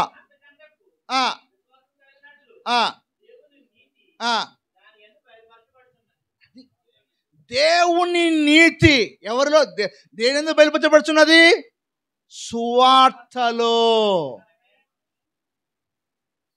మీరు ప్రతివాడు మారు మనసు పొంది, ప్రతివాడు పాప క్షమాపణ నిమిత్తము యేసుక్రీస్తు నామమున బాప్తిజము పొందును, అప్పుడు మీరు పరిశుద్ధాత్మ అనే వరాన్ని పొందుతారు అని దేవుడు పేతురు ద్వారా సువార్త ప్రకటించాడు. అది లోబడితే అది నీతి. అది నీతి. అది అంటే దేవుని ఆజ్ఞకి, దేవుని మాటకి లోబడటం నీతి. ఆ నీతే నిన్ను రక్షిస్తుంది. నీతే నిన్ను రక్షిస్తుందని బైబిల్లో చాలా చోట్ల రాయబడింది. కీర్తన 9వ కీర్తన 8వ వచనంలో ఈ మాట రాయబడింది. యెహోవా లోకమును నీతిని బట్టి ఆయన లోకమునకు తీర్పు తీర్చును. నీతిని బట్టి అని మనం చదువుతుంటాం. చదువునానా? యెహోవా నీతిని బట్టి లోకమునకు తీర్పు తీర్చును. కాబట్టి నీతిని బట్టి తీర్పు తీర్చు దేవుడు. నువ్వు నీతిగా ప్రకటిస్తే, నీతిగా జీవిస్తే నీకు తీర్పు తీర్చబడదు. కాబట్టి ఖచ్చితంగా నీతిమంతులుగా బ్రతకాలి. అదే నోవాహు ప్రకటించాడు. చూడండి, పేతురు రాసిన రెండవ పత్రిక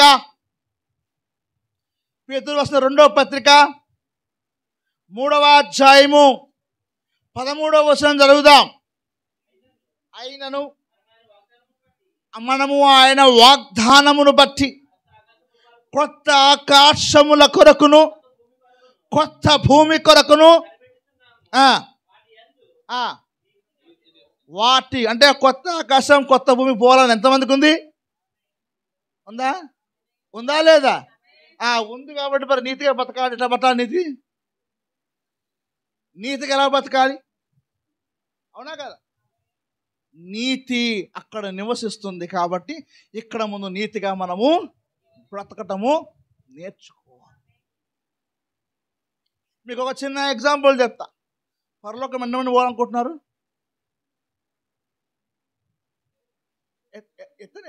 పర్లే పరలోకం ఎంతమంది పోవాలనుకుంటున్నారు? అదే ఎత్తబడుట కానీ పరలోకం కానీ ఎంతమంది పోవాలనుకుంటున్నారు?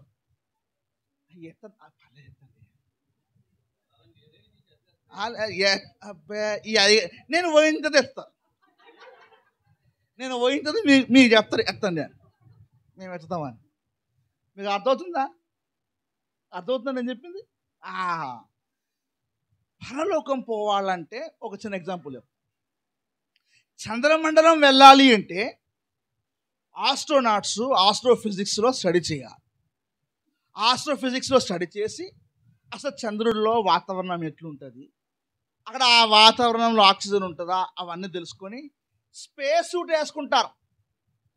అది మనం వేసుకునే సూట్లా కాదు. గోక్కోవడానికి చెయ్యి కూడా పోదు. దురదొస్తే గోక్కోవడానికి ఏముండదు, అలా బటన్ నొక్కితే అది పోయి గొక్కుతుంది. అట్లాంటి స్పేస్ వేసుకుంటారు. ఒక్క స్పేస్ సూట్ 70 నుంచి 120 కిలోలు ఉంటుంది. మరి ఇక అక్కడ ఎలా అది వేసుకుంటే ఎట్లుంటుంది తెలుసా? ఇదే నడుపుగా ఆడు ఎంత బలం 120 కిలోల బరువు అది. అర్థమైందా? దాంట్లో ఎవరైతే పర్ఫెక్ట్గా ప్రాక్టీస్ చేసి 3 సంవత్సరాల నుంచి 5 సంవత్సరాల దాకా ప్రాక్టీస్ చేసి సక్సెస్ అవుతారో వాళ్ళని పంపుతారు చంద్రమండలానికి. చంద్రమండలం వెళ్ళాలంటే అంత ప్రాక్టీస్ చేయాలి కదా. ఎందుకంటే అక్కడ ఉన్న వాతావరణం తట్టుకోవాలంటే ఆ వాతావరణం ఇక్కడ సృష్టించుకొని ఇక్కడ తయారు చేసుకొని వెళ్తారు. మనం పరలోకం పోవాలంటే మరి అక్కడ వాతావరణం ఇక్కడ ఉండాలా లేదా? కానీ ఈ అక్కడ చూస్తే నాకు పడదు, ఈ పక్క అక్కడ చూస్తే నాకు పడదు. అప్పుడు దేవుడు ఈమెను ఆమెను ఇద్దరిని పరలోకం తీసుకుపోయి పక్కన గోడ కట్టాలి. ఎందుకంటే మరి పడదుగా, ఈయన ఉండకపోతే ఆడ కూడా అట్లా తయారయ్యారండి. సో పరలోకము ఈ భూమి మీద జీవించాలి. పరలోకం ఎలా ఉండాలంటే ఈ భూమి మీద పరలోక జీవితం ఉంటుంది. అందుకే దేవుని ఆశీర్వాదంలో టైం లేదు కాబట్టి నేను చెప్పట్లేదు, రెఫరెన్స్లు చాలా ఉన్నాయి. నేను చెప్పే 3 గంటలు పడుతుంది. ఇక 3 గంటలు అయిందంటే మీకు ఏదో పార్టీ ఏదో జరుగుతుంది అంటున్నారు, భోజనాలంట. సో కాబట్టి అది దానికి లేట్ అవుతుంది. అప్పుడు నాకేం లేదు, నన్ను 3-4 గంటలని చెప్తాను. ఫాస్టింగ్లలో నన్ను పిలుస్తారు ఎక్కువ, ఎందుకంటే ఎట్లా తినేది లేదు కాబట్టి కానీ అంటుంటారు. సో ప్రియమైన దేవుని పిల్లలారా, మనం దేవుని పోలికలో చేయబడ్డాం కాబట్టి దేవుని మాటకు లోబడాలి. ఇప్పుడు అసలు విషయం కొద్దాం. ఇంకొక ఎగ్జాంపుల్ చెప్తా బైబిల్ నుంచి. మోషేను ఎకబేదు తల్లి ఏం చేస్తుందంటే ఒక జమ్ము పెట్టె తయారు చేసి దానికి కీళ్ళు పూసి నైల్ నదిలో వదిలేస్తుంది. నైలు నదిలో ప్రపంచంలోనే అత్యంత క్రూరమైన భయంకరమైన ముసళ్ళు ఉన్నాయి. అయినా వాటి దగ్గరనే వదిలేసింది. ఎందుకు వదిలేసిందంట చెప్పాలి? ఎందుకు వదిలేసిందంట చెప్పాలి? ఎందుకు వదిలేసింది? వదిలేసిందా లేదా? వదిలేసి మీరు ఏమైనా కూర్చోబెట్టింది. తమ్ముడు ఎట్లుంటాడో చూడ. వాళ్ళకి ఆ జమ్ము పెట్టె చెయ్యాలా, ఆ జమ్ము పెట్టెలో దాని వెనకాల లోపల కీలు పోయాలని ఆమెకి ఎట్లా తెలిసిందని అంటే నోవాహు కట్టాడు కాబట్టి. నోవాహు కట్టాడు. మీకు సంగతి చెప్పనా? ఫరో అంటే మీకు చాలా హిస్టారికల్గా నేను చాలా విషయాలు చెప్తాను. ఆ చిన్న పిల్లల్ని ఫరో ఇసిరేపిచ్చేవాడు. ఎక్కడ? నైల్ నదిలో. అది లటక్కన చాక్లెట్ మింగుతుండే చిన్నపిల్లలు. అది కూడా బలి పూజగా, ఒకటి పూజగా ఆ నైల్ నదికి పూజ చేసేట్టు ఉంటుండే. రెండోది ముసళ్ళు వాటిని తిని వాళ్ళ మీద ప్రతీకారం తీర్చుకుంటున్నట్టు కూడా ఉంటుండే. కానీ ఎలా కాపాడుకోవాలో తన కుమారుణ్ణి అని విశ్వాసముతో ఆలోచించింది.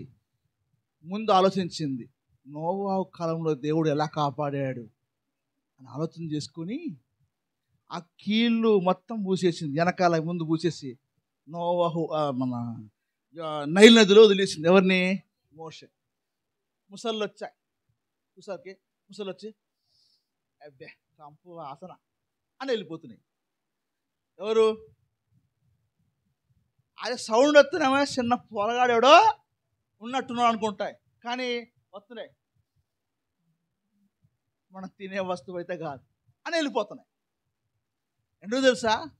ముసళ్ళకు కీలు వాసన పడదు. అందుకే దేవుడు ఏం చేశాడంటే నోవాహుతో, ఓరయ్యా నువ్వు చిత్తసారకం నాన్నతో చేసుకొని ముందు వెనకాల కీలు పూసుకో. ఓడ కంటే పెద్ద తిమింగలాలు ఉన్నాయి, అవి తోక పెట్టి కొడితే ఓడక్కడ పగిలిపోద్ది. కానీ నోవాహు ఓడ దగ్గరకి అవి రాకుండా ఉండాలంటే ఏం పోయాలా? అప్పుడు అది వచ్చి అబ్బా ఇది మనది కాదని వెళ్ళిపోతుంది. అంటే నేను కీలు కాదు, నేను పెయింట్ వేస్తా అంటే మీకు అర్థమవుతుందా? నేను కీలు పోయా దేవా నేను పెయింట్ వేస్తానని అనుకో, తోక పెట్టి కొడితే అప్పుడు నువ్వు నేను ఈ భూమి ఉండటము. దేవుడు చెప్పిందే చెయ్యాలంతే. దేవుడు యేసుక్రీస్తున్న బాప్టిజం నువ్వు తీసుకోవాలి. అర్థమవుతుందా చెప్పింది? నువ్వు మారుమర్చి పొందామా, నువ్వు మారుమర్చి పొందాలా? నేను 100 ఏం కానీ మంచిదే ఉన్నా అంటే నడవదాడు. దేవుడు అన్నాడు చిత్తసారకపు మ్రాణుతో చేసుకున్నామన్నాడు. చిత్తసారకపు మ్రాణుతో చేసుకోమంటే చిత్తసారకపు మ్రాణు చేసేటప్పుడు అనుకున్నారు కొంతమంది, అక్కడ ఈ తాతకి పిచ్చి పట్టిందిరా. చిత్తసారకం మ్రాణు అంటే తెలుసా? ఇట్లా అంటే ఇరిగిపోతుంది, ఒక బెరడులా ఉంటుంది. ఆటితోటి ఇలా ఇలా ఇలా పుల్లలు పెట్టి పేరుతా ఉన్నాడు. చూసేటోళ్ళు అనుకుంటారు ఈడేమిరా బాబు చిత్తసారకం మ్రాణుతో చేస్తుండ్రు. ఎందుకు చేస్తున్నామంటే పైనుంచే వర్షం మొత్తం దేవుడు చెప్పిండు. నిజమా అని ఎంతమంది ఎగతాళి చేశారో తెలియదు.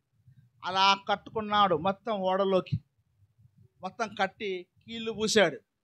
అది పీల్చింది పీల్చింది పీల్చింది పీల్చింది పీల్చింది గట్టిగా అయిపోయింది. గడ్డపార పెట్టి కొడితే గడ్డపార వంగాలు కానీ రంధ్రం పడదు. అలా ఓడను తయారు చేసి పిచ్చాడు దేవుడు. అర్థమవుతుందా? అలా ఓడను తయారు చేపించాడు దేవుడు. కాబట్టి అక్కడ ఏం జరిగింది? నోవాహు బతకగలిగాడు. వెనక లోపల బయట కీలు పూశాడు కాబట్టి సముద్ర జలచరములు ఏవి కూడా నోవాహుకు హాని. ఒకవేళ సర్పములోకి సాతాను దూరినట్టుగా నోవాహును కూడా నాశనం చేయడానికి ఆ యొక్క జలచరంలో దూరే అవకాశం ఉండొచ్చు. కానీ ఆ వాసన తట్టుకోలేదు.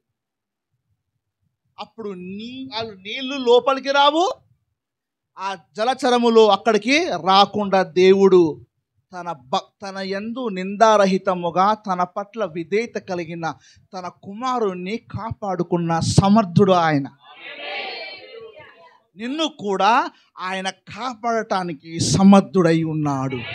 ఎప్పుడంటే నువ్వు దేవునికి లోబడ్డప్పుడు, నువ్వు ఎప్పుడు అంటే దేవునికి నిందారహితుడవై జీవించినప్పుడు. ప్రైజ్ ది లార్డ్, హల్లెలూయా.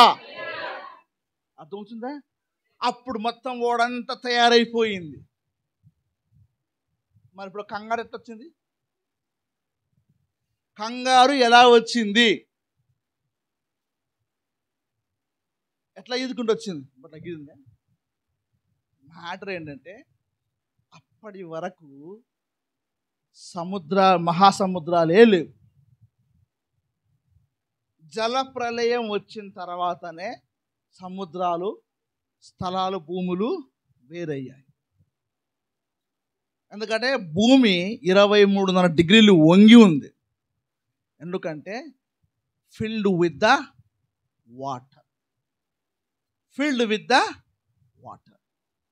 మీకు కూడా తెలుసా? చాలా జాగ్రత్తగా గమనించండి. ఎవరెస్ట్ సుమారు 8,000 అడుగులు ఎత్తుంది. అంతకంటే లోతైన ఆ లేకు పసిఫిక్ మహాసముద్రంలో ఉంది. అది 10,000 అడుగులు. ఛాలెంజ్ అనుకుంటా, దాని పేరు ఛాలెంజ్ అనుకుంటా. ఐ థింక్ ఒక నిమిషం ఆగండి, నేను చెప్తాను. ఛాలెంజ్ అనుకుంటా దాని పేరు. దీని గురించి చాలాసార్లు ప్రసంగం చేశాను కాబట్టి నాకు ఛాలెంజ్ అనేది తెలుసు. ఒక్క నిమిషం ఆగండి.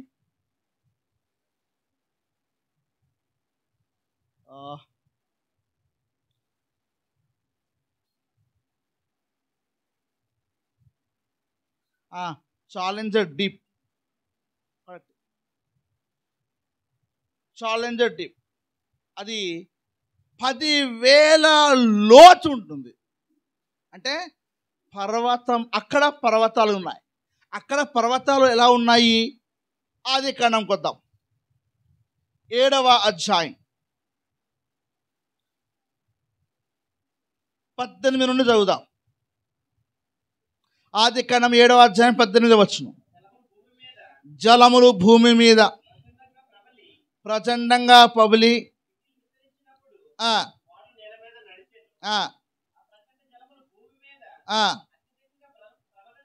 అత్యధికముగా ప్రబలినందున ఆకాశమంతటి క్రిందనున్న గొప్ప పర్వతములన్నీ మునిగిపోయాయి. ఇప్పుడు మహాసముద్రాల్లో పర్వతాలు ఉన్నాయని సైన్స్ చెప్తుంది. ఓషియాలజీ అంటే సముద్ర గర్భశాస్త్రం. వాళ్ళు అంటున్నారు, మనం భూమి లోపల అవి ఎట్లా పర్వతాలుగా ఉన్నాయంటే నోవాహు కాలమును జలప్రళయం వచ్చిందనడానికి రుజువై ఉంది. హల్లెలూయా. మీకు అర్థమవుతుందని చెప్పేది. ఒకవేళ మీకు ఏమన్నా సైంటిఫిక్గా ఇన్ఫర్మేషన్ కావాలనుకుంటే 2 విషయాలు చెప్తాను. సాబినో కెన్యాన్ తెలుసా మీకు? సాబినో కెన్యాన్ కాదు, గ్రాండ్ కెన్యాన్. సాబినో కెన్యాన్ వేరు, గ్రాండ్ కెన్యాన్ వేరు. గ్రాండ్ కెన్యాన్ మీద స్టడీ చేస్తే మీకు అంటే వద్దులేండి, మీకు అర్థం అవ్వట్లేదు కాబట్టి దాన్ని పక్క పెట్టేద్దాం. సో గ్రాండ్ కెన్యాన్ అక్కడ మీకు అక్కడ ఏం జరుగుతుందంటే అక్కడ పొరలు కనబడతాయి. ఆ పొరలు ఎందుకు ఉన్నాయి అని అంటే అర్థం ఏంటంటే ఈ భూమి మీదకి ఒక ఫ్లడ్ వచ్చింది అన్నానికి ఎవిడెన్స్. మరి కంగారు ఎలా వచ్చింది అంటే ఒక దైవజనుడు చెప్తున్న ఒక మాట, ప్రవక్తగా చెప్తున్న ఒక మాట మనము చూద్దాం. ఏంటంటే నోవాహు నీతిని ప్రకటించినప్పుడు జంతువులు విన్నాయి. ఏమి విన్నాయి? జంతువులు విని జంతువులు బయలుదేరాయి. ఏడికి? ఓడ దగ్గరకు వచ్చాయి. అవి ఎగురుకుంటూ వచ్చాయి, ఈదుకుంటూ వచ్చాయి, నడుచుకుంటూ వచ్చాయి, మెల్లమెల్ల నడుచుకుంటూ వచ్చాయి. అందుకే బైబిల్లో చూడండి అక్కడ ఏమనుందంటే అవి నీ యొద్దకు ప్రతి జాతిలో 2 చొప్పున నీ యొద్దకు. ఒకవేళ నోవాహు అన్ని జంతువుల్ని బతకరా అంటే ఇప్పటికే బతుకున్నా ఆయనతో కాకపోవు. ఇప్పుడు బతుకున్నా. ఎందుకంటే నేషనల్ జియోగ్రఫీ ఛానల్ వాళ్ళు, యానిమల్ ప్లానెట్ వాళ్ళు, డిస్కవరీ ఛానల్ వాళ్ళు ఇంకా కొత్త కొత్త జంతువులను కనిపెడుతున్నారు. ఫ్లైట్లలో తిరుగుతూ షిప్లలో తిరుగుతూ కొత్త కొత్త జంతువులు వాటిని కనిపెడుతున్నారు. సృష్టిస్తలే, ఏం చేస్తున్నారు? కనిపెడుతున్నారు. ఇంకా ఇంత టెక్నాలజీలో ఉంటాయి. అదే నోవా కాలంలో పట్టుకరా అంటే ఆయన ఇంకా పట్టుకొచ్చుతాడు ఇంకా. కానీ అలా కాదు, అవే నీ యొద్దకు వచ్చును. సృష్టికర్త స్వరాన్ని ఆ జంతువులు విన్నాయి. అందుకే ప్రవక్త అంటాడు, ఎందుకు తెలుసా? నోవాహు నీతిని ప్రకటించినప్పుడు మనుషుల కంటే జంతువులే దేవుని నీతికి లోబడి నోవాహు ఓడలో నోవాహు కొరకు వచ్చాయట. రసులా అర్థవుతుందని చెప్పింది. అక్కడ నోవాహు కొరకు నీతిగా వచ్చి నోవాహు ఓడలోకి వెళ్ళాయి. మరి సింహము మేక పిల్లని ఎందుకు తినలే అంటే జల ప్రళయం వరకు ప్రతి జంతువు వెజ్జే. జల ప్రళయం వరకు అన్నీ వెజిటేరియన్. నిజమేనా? అయిపోయి మొత్తం బ్యాటిల్ డౌన్ అయిపోయినాయి, ఛార్జింగ్లు అయిపోయినాయి కదా. ఆదికాండం 1వ అధ్యాయము 30వ వచనం చదువుకుందాం. ఆదికాండం 1:30. భూమి మీద నుండి జంతువులన్నిటికీ అన్నప్పుడు సింహం వస్తుందా, ఎద్దు వస్తుందా, మేక వస్తుందా, పులి వస్తుందా, చిరుత పులి వస్తుందా? అన్నీ వస్తాయి. భూమి మీద ఉన్న జంతువులన్నిటికీ, ఆకాశ పక్షులన్నిటికీ, అదిగో పచ్చని చెట్లన్నీ. అప్పుడు సింహం బ్రో అంటాడు, ఏ మేకా బ్రో కమ్. సింహం బ్రో ఏమంటాడు, Meka bro come, let us have dinner, let us have lunch, let us have breakfast అని అంటే మేకంటది థ్యాంక్స్ సింహం బ్రో. బ్రాహ్మణుడు బాగుండండి, వెజిటేరియన్. బ్రాహ్మణుడు కూడా నాన్ వెజ్ తింటున్నారండి. అప్పుడు అంటది మేకప్ బ్రో ఏమంటది, థ్యాంక్ యూ సింహం బ్రో అని కలిసి తింటుంటే దాంతో పాటు నోవా వచ్చి ఓకే బ్రో మనం కూడా తిందామంటుంటాడు. ఎందుకంటే నోవాహు ఏది తిన్నాడో సింహం అడే తిన్నది, సింహం ఏది తిన్నదో మేకడే తిన్నది. చికెనా మటనా? చికెన్ ఉంది కదా, కాదండి కింద కింద అందరికి మటనేనా? ఇప్పుడు మరి మటన్గా ఎట్లా తింటున్నాం అంటే చూద్దాం. 6వ అధ్యాయం. నాకు అర్థమైపోయింది, నన్ను పిలువరని అర్థం ఫిక్స్ అయిపోయింది. ఈయన గారు వస్తే గంటల కన్నా అయిపోయింది, నాకు అవసరం అనుకున్నా. 6వ అధ్యాయం 20 వచ్చిన 6:20. నీవు వాటిని బ్రతికించి ఉంచుకొనుటకై వాటి జాతుల ప్రకారం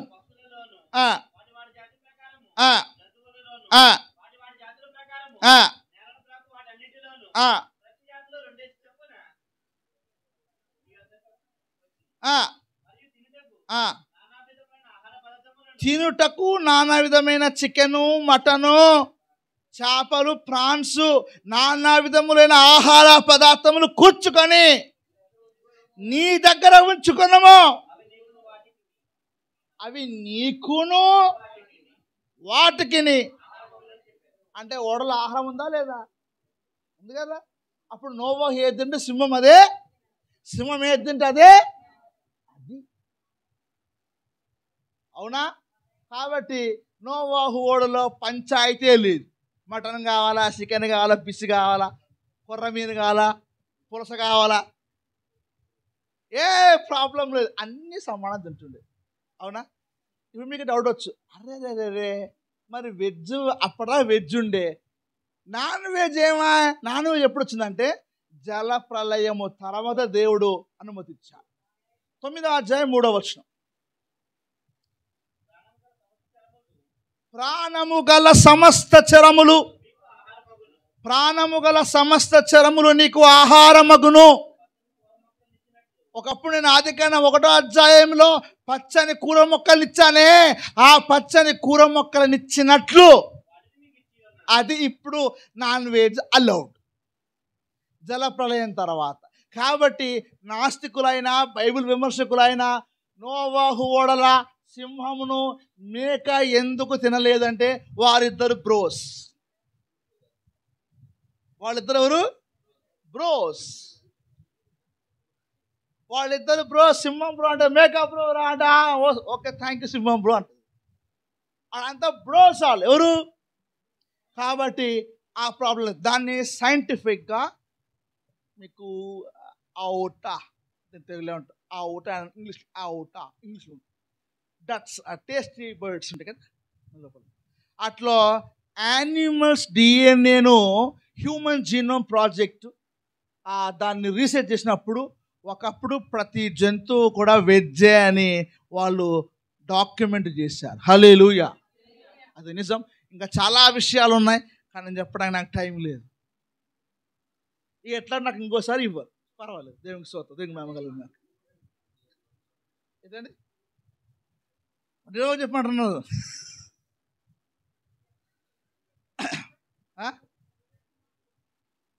లేదు మళ్ళీ మీకు మటన్ చికెన్ మళ్ళా. ఎందుకంటే అందుకనే మనము చూడండి, వాళ్ళు ఆకులు పండ్లు తిన్నారు కాబట్టి 969 777 అట్లా తిన్నారు. మనమేమో పూటకు నాన్ వెజ్లు ముద్ద లేకపోతే ఎక్కువ కాలం బతకాలంటే పండ్లు తినండి. వండని వంట తినండి, ఎక్కువ కాలం బతుకుతారు. అర్థమవుతుందా మీకు? అది నేర్చుకోవాలి. చాలా ఉన్నాయి, ఇంకా చాలా విషయాలు ఉన్నాయి నేర్చుకోవాలి. సో కాబట్టి పండ్లు తినండి. చూడండి, నాన్ వెజ్ ఎక్కువ తింటే తొందరగా చచ్చిపోతాం. మంచి పండ్లు తినండి. కానీ అట్లా మనోళ్ళు తినరు. ఇదేంటే చికెన్ నూడిల్స్, బర్గర్, నాకు బర్గర్లు, పిజ్జాలు, చికెన్ పిజ్జాలు, అదేందో చికెన్ మంచూరియా తింటనే ఉంటారు. ఆ మాంసాలు తిని తిని తిని చచ్చదాకా తింటూనే ఉంటారు.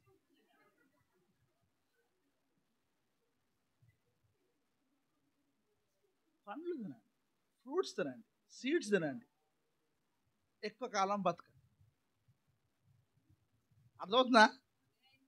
హైదరాబాద్లో పాస్టర్ అబ్బాయి అన్నాడు, సార్ నా జుట్టు పోతుంది అన్నాడు.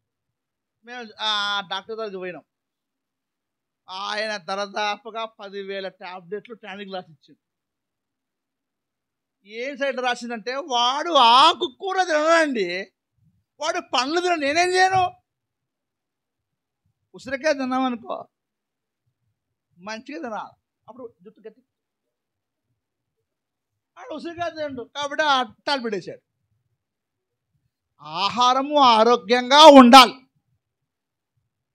మీకు ఏ రోగమైనా పోవాలి అంటే రోజు 8 గంటలు నిద్రపోవాలి. మనకు ఫోన్ వచ్చినప్పటి నుంచి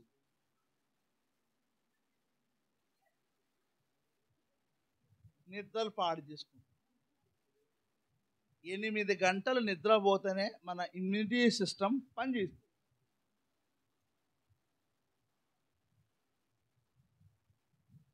అంతా దేవుడే చూసుకుంటాడు. అయిపోయింది. అర్థమవుతుందా? అజ్ఞానంగా, అవిధేయతగా మనము బ్రతికితే మన మరణానికి మనమే. ప్రభా, షుగర్ నుండి నన్ను స్వస్థపరచు ప్రభు అంటే, నువ్వు బతికినంత కాలం షుగర్ ఉండనే ఉంటుంది. ఎందుకు తెలుసా? రోజు వాకింగ్ చేయక, పని చేయక, పూటకి నాన్ వెజ్ తిని ఒళ్ళు బాగా పెంచి షుగర్ రాకపోతే ఏమవుతుంది? అప్పుడు షుగర్ వస్తుందా? తండ్రి స్వస్థపరచు అంటే అనుభవించు అంటాడు దేవుడు. నువ్వు అనుభవించురా. అప్పుడు తిన్నావు చికెన్, గుర్తులే షుగర్ వస్తుందని. నీకు అర్థమవుతుందా? కానీ అంటాడు, ఇక ఉపవాసం ఉండి ప్రార్థన చేద్దామంటే షుగరా. మీకు అర్థమవుతుందా నేను చెప్పేది? ఉపవాసం ఉండి చేద్దాం షుగర్ కోసం ప్రార్థన చేస్తేనేమో పోరు. మన ఆహారం వల్ల అనారోగ్యాలు తెచ్చుకోవద్దు. యాక్సిడెంట్లు అయ్యాయి, కష్టాలు వస్తున్నాయి అంటే దేవుడు దాన్ని ఏదైనా బాగా చేస్తాడు. కానీ 8 గంటలు నిద్రపోకపోతే క్యాన్సర్ ఖచ్చితంగా వస్తుంది. అర్థమైందా? 12 గంటలు కడుపును మార్చండి. ఎట్లా? సాయంత్రం 7 లోపల తినేసేయండి, ఉదయం 9 తర్వాత రండి. కడుపులో 14 గంటల కడుపు ఖాళీ ఉండాలి. అట్టట ఖాళీ ఉంటుంది. 6:30కు టిఫిన్ అట, 9 గంటలకు టీ కాఫీ అట, మళ్ళీ 11 గంటలకు భోజనం అట, మళ్ళీ పొద్దుగల 5 గంటలకు మళ్ళీ టిఫిన్. ఇవి కాదు. 14 గంటలు కడుపు మార్చగలిగితే మనకు రోగాలన్నిటికీ ఈ పొట్టే. నాకు పొట్టుంది కాబట్టి ఏమనుకో, నాకు ఏది లేదు. నాకు వచ్చిన బాధలు అయ్యగారికి తెలుసు ఆ విషయం. అర్థమవుతుందా మీకు చెప్పింది? సో కాబట్టి మన ఆహారం వల్ల మనం అనారోగ్యము. రోజు 5 కిలోమీటర్లు నడవండి, ఆరోగ్యం ఉండాలి. ఆరోగ్యంగా ఉంటే ఎక్కువ కాలము దేవుని కొరకు బ్రతుకుతే ఎక్కువ బహుమానం పొందుకుంటాం. ఆరోగ్యంగా బ్రతకకుండా అనారోగ్యంతో బతికితే పాపాలు ఎక్కువ చేసుకుంటా, ప్రతిఫలం ఎక్కువ పొందుకోలేక నరకం పోయే అవకాశాలు కూడా. మనము రోగాలు వచ్చినప్పుడు కూర్చొని ఇంతకాలం చర్చికి పోయానే, దేవుడు నన్ను ఏం బాచేలే. ఏం బాగా చేయాలా? కుండెడు తింటే. అందుకే చాలా జాగ్రత్తగా ఉండాలి. 8 గంటలు హాయి వండుతా, భూకంపం వచ్చినా వండుకో. అర్థమవుతుందా? అట్లా పండుకుంటేనే ఆరోగ్యం బాగుంటుంది. మనకు టీవీలు సెల్ ఫోన్లు వచ్చిన తర్వాత నిద్ర పోయింది. ఏం పోయింది? పోయిందా లేదా మీకు? తగ్గింది. అందుకే రోగాలు ఎక్కువ. ఏటి ఫోన్లో ఏముంది? ఎందుకు? చూసి కనిపోయింది. అప్పుడు ఇట్లా చూస్తారు. అది కూడా పోయిందనుకో, జీవితంలో మనం చేసుకున్న తప్పులు మనం అనుభవించాల్సిందే. దానికి మళ్ళీ వీళ్ళు దేవునికి కారణం ఎత్తారు. కళ్ళు మూసుకొని, ప్రభా నన్ను స్వస్థపరచు తండ్రి, అయ్యో అని స్వస్థపడుతుంది. దేవుడు అంటాడు, రేయ్ తిన్నావు, చూసినావు, అనుభవించు. ఏం దేవుడు కరుణించేవాడు కాదు. అబ్బో, కరుణించే విషయాల్లో కరుణిస్తాడు కానీ ఇట్లాంటి విషయాల్లో కరుణించాడు. అనుభవించురా అంటాడు. అర్థమవుతుందా? జాగ్రత్త. ఓడలో వెజ్ ఉండడం వల్ల లేదు. మరి జంతువులన్నీ ఎలా వచ్చాయంటే, అప్పుడు మహాసముద్రాలు లేవు, తర్వాత సముద్రాలు వచ్చాయి. దీనంతటికీ దేవుడు ఆనాడు భక్తిహీనుల మధ్య వాళ్ళని తీర్పు తీర్చడానికి దేవుడు నీతిమంతులైన నోవాహును కాపాడినట్టు ఈ లోకంలో చర్చిలు చాలా ఉన్నాయి. కానీ వాళ్ళందరూ తెలుసా? భక్తిహీనని బైబిల్ చెప్తుంది. చూద్దాం. 2వ పేతురు రాసిన పత్రిక 3వ అధ్యాయం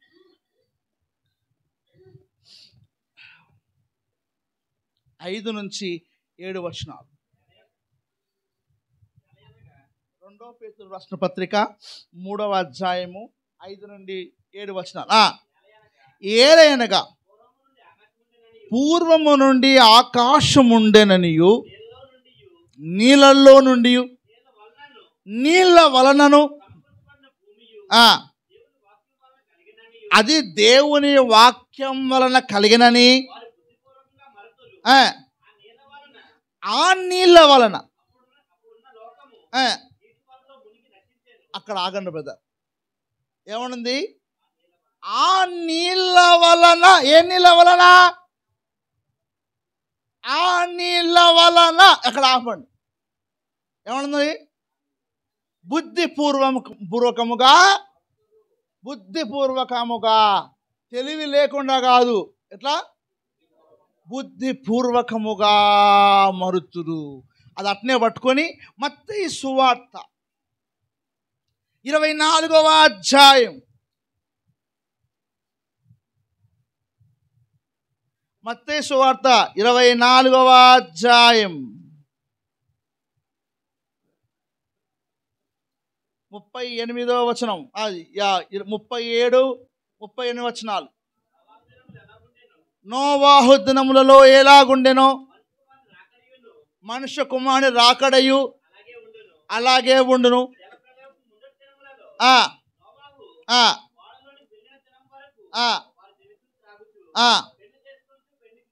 ఆ రోజు అక్కడ ఫంక్షను, ఈడ పెళ్ళి, అది ఆడ పెళ్ళి, తింటా తిరుగుతూ ఉన్నారు. పెళ్లికి ఇచ్చు పెళ్లి చేసుకొని చుండిరి. జల ప్రళయము వచ్చి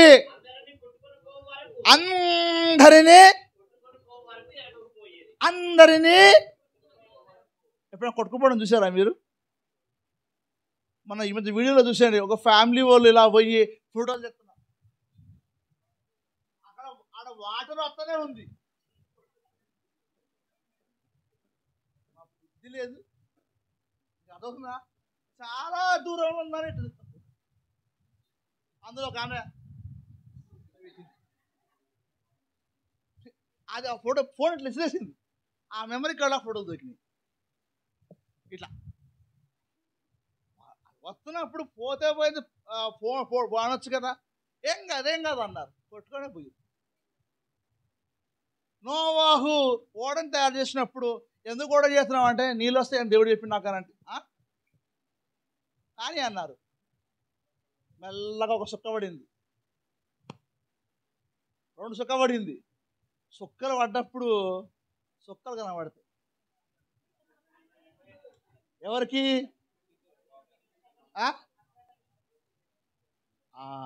భక్తిహీనులకు. ఆ సుక్క ఏంటో తెలుసా?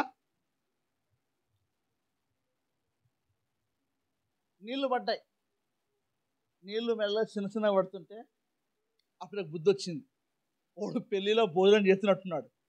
మామో నీళ్ళు వస్తున్నాయిరా పైనుంచి, మన మామ చెప్పింది కరెక్టేమో అని చెప్పి ఉరికొచ్చిండు. మామా తలుపుది అంటే పాపం నోవాహు తలుపు తీద్దామని ట్రై చేసిండు. కానీ 7వ అధ్యాయము 16వ వచనం తీయండి. ఆదికాండం 7:16.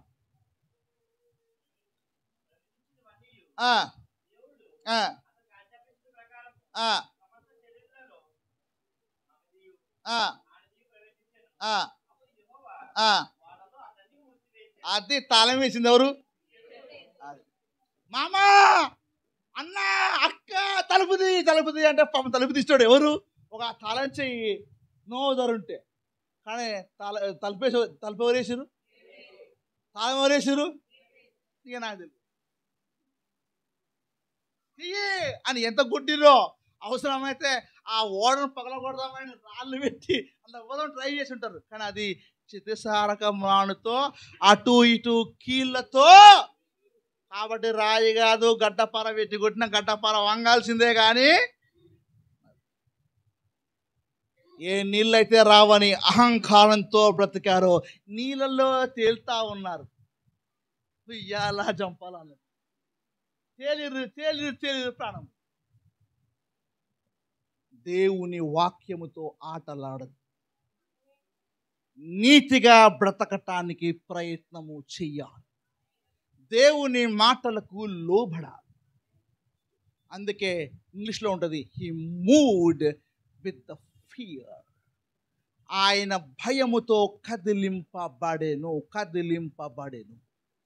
ఈరోజు ఈ ఆదివారం నాడు వింటున్న వాక్యము నీలో కూడా ఒక కదలిక రావాలి. ఆ కదలిక దేవుని యందు భయభక్తులు కలిగి నోవాహు వలె నిందారహితముగా బ్రతకటానికి నువ్వు సిద్ధపడాలి. ప్రైజ్ ది లార్డ్, హల్లెలూయా. నా ప్రియమైన దేవుని కుమార్తెలారా, దేవుని కుమారులారా, అప్పుడు అంటే దేవుడు ఏమంటారంటే ఇప్పుడు ఆడ ఆ ఇంద్రధనస్సు వచ్చింది కదా, ఆ ఇంద్రధనస్సు నీళ్ళతో నాశనం చేయాలి కాబట్టి ఇప్పుడు మమ్మల్ని నాశనం చేయమని చూద్దాం అనుకుంటారు. కానీ బైబిల్లో ఏమని చూడండి, 2వ పేతురు పత్రికలో,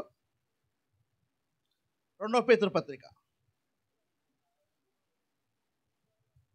6వ వచనం, ఆ నీళ్ళ వలన అప్పుడున్న లోకము నీటి వరదలో మునిగి నశించెను.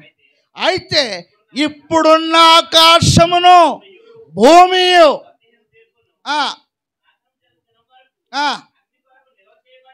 అగ్ని కొరకు నిలువ చేయబడినదై అదే వాక్యము వలన నీటిలో మునిగి నశించిన శవాలన్న కనబడతాయి.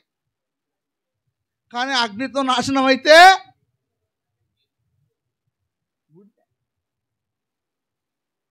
అప్పుడు దేవుడు నీతిమంతుడైన నోవాహును కాపాడట్టు నిన్ను కూడా ఆయన ఎత్తబడులోకి తీసుకెళ్తాడు.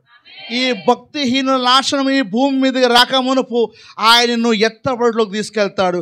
ఆ ఎత్తబడట ఒక మర్మమై ఉన్నది. మనం ఇప్పుడు ఎన్ని చెప్పుకున్నా దాన్ని ఏం చెప్పలేము. ఆ సమయం వచ్చినప్పుడు ఆ ఎత్తబడ ఎలా జరుగుతుంది, మనం ఎలా వెళ్తాము అన్నది మనకి ఇంకా బయలుపరచబడలేదు. నోవాహును సిద్ధపరచగా మనల్ని దేవుడు సిద్ధపరుస్తాడు. జాగ్రత్త.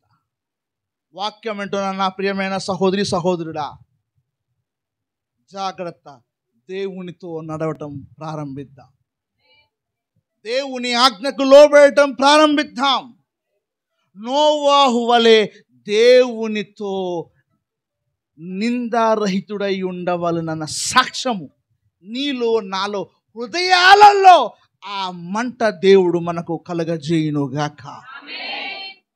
అవునా కదా? అవునా? కాబట్టి నా ప్రియమైన దేవుని పిల్లలారా, ఈరోజు మనం నేర్చుకున్న ఒక అత్యంతమైన ఒక ముఖ్య విషయం ఏంటంటే, నోవాహు అది వరకు చూడని సంగతులు దేవుని చేత హెచ్చరింపబడ్డాడు. మనము కూడా వాక్యము చేత ఈరోజు హెచ్చరింపబడుతున్నాం. నిందారహితముగా మన జీవితాలు ఉండున్నట్లుగా మనము దేవునిచే హెచ్చరింపబడితే, నోవాహు కొరకు ప్రత్యేకంగా ఓడను సిద్ధపరిచి తనను కాపాడిన దేవుడు మనలను కూడా కాపాడతాడు. అందుకే నీతిమంతులను రక్షించుటకు ఆయన సమర్థుడై ఉన్నాడు. కనుక నా ప్రియమైన సహోదరి సహోదరా, దేవుని హెచ్చరికను మరచిపోరాదు. దేవుని హెచ్చరికను మరచిపోకుండా దేవుని కొరకు నోవాహు వలె దేవునితో నడుచు వారమై ఉండాలి. కాబట్టి